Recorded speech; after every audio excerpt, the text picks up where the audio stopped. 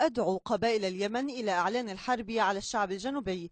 قال الشيخ القبلي صادق الأحمر هذه المرة: فتوى جديدة تحلل دماء الجنوبيين الانفصاليين حسب رأيهم طبعا، تضاف إلى تاريخ طويل من الفتاوى التكفيرية، تاريخ يمتد من صيف العام 94 حتى اليوم.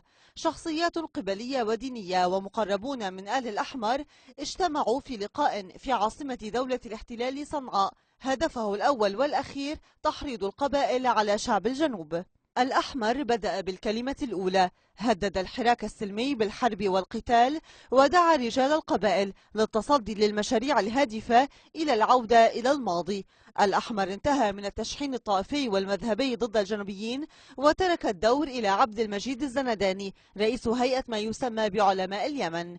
الزنداني تحدث عن مشروع لتمزيق اليمن كما أسماه، وعن مخططات دولية وأقليمية لتفكيك الجيوش العربية وإثارة الصراع المذهبي والسياسي.